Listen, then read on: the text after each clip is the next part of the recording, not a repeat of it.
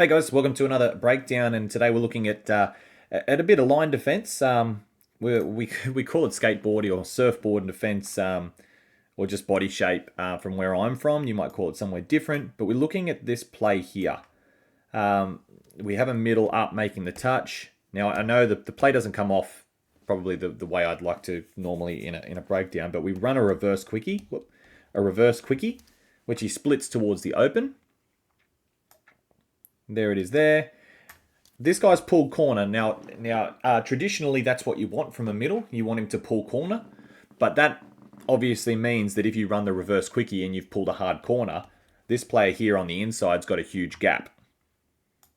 So you can see all it takes now is an inside pass, and it's an easy try. However, this guy sees the space here, and he scores. So how can we defend while we still need to listen to policy, which policy is pull corner, but how do we defend the reverse quickie? Well, the trick of it is, this is why we call it like a skateboardy style or a surfboard. Let's have a look at another example when they run the exact same play. I'll do it at full speed first. There's the middle making the touch. Now you can see they've pulled corner, but it's a no try. Let's just go back and have a look. So we'll slow this down. So middle's done really good. This middle here, just to point out, she's starting to get back on side, so that's good pre-touch. Okay, there's nice. She's not stuck up here making the touch as well. And this middle making the touch has good, I'm pointing at the green one.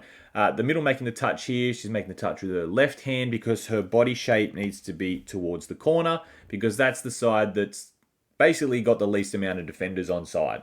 So you want to be protecting there. But again, the Rebels run that reverse quickie. She's still pulling corner. That's fine.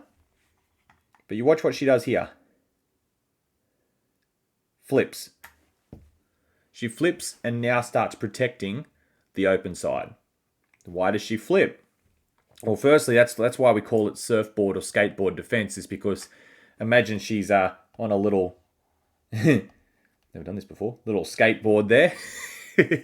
And she wants to do basically a 180. To flip her body around so she can defend that inside. So you just imagine that you're on a skateboard. It's good to use a term like that for juniors. But the time to flip your body shape is when the ball has been passed off the deck immediately, like that. So as soon as you start pulling corner, you can see she's still got probably one eye on the ball, which is great. You don't want to be just looking at the line.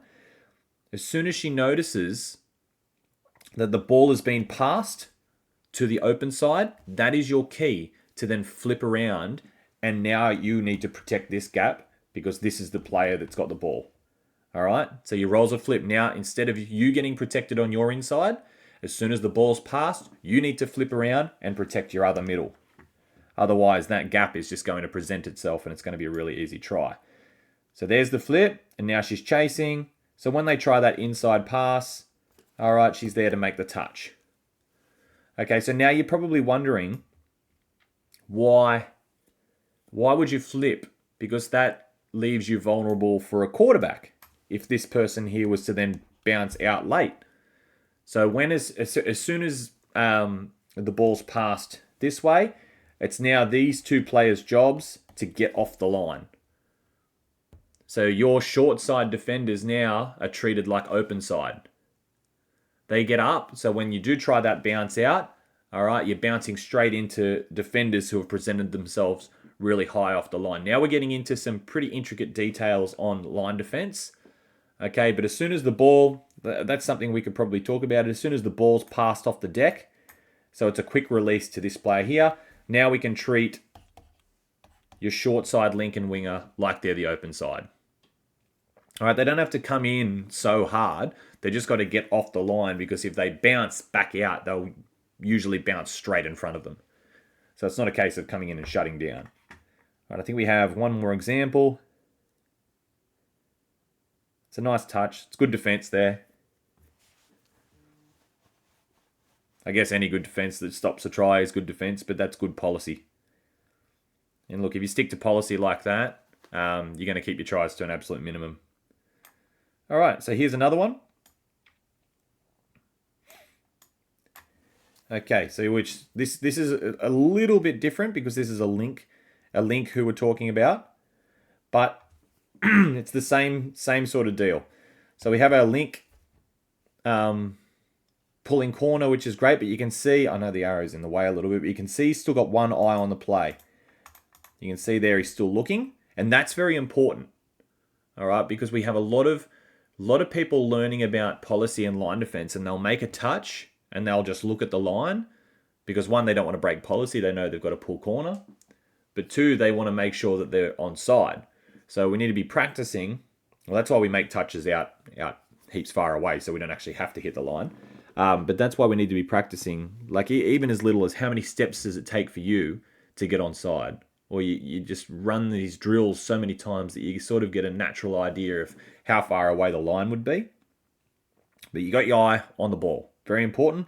And again, as soon as they switch, you can, as soon as they pass, you can see him flip his body shape around. All right, because I know this guy's pulling corner and this guy will step up to cover, but that does allow this gap to present itself. So you always want to be protecting that gap. And there it is there. And he's protected the gap. And you can see he doesn't have to get back on the line. This is another good talking point about defense. If he makes the touch on the 7 here, he's offside because he has to touch the line. You make the touch a little bit further out, then you only have to go back to there, and it basically means they can't dive at your feet because they've got to dive past you. And in doing so, you make the touch on the way. But again, skateboarding defense, you can call it surfboarding defense. It doesn't really matter. If you've got your own names for it, please let me know in the comments because it's interesting learning about what moves are called in different parts of the world. But thanks for watching, guys. Always do appreciate people to jump on the channel and check out the videos. We'll have plenty more coming because I've dedicated this day to just making videos. So don't forget to subscribe. Please join up as a member if you'd like to get these videos before anyone else, and you can have your own private chat with myself and all the other premium members as well. So again, thanks for your support, and we'll see you on the next breakdown.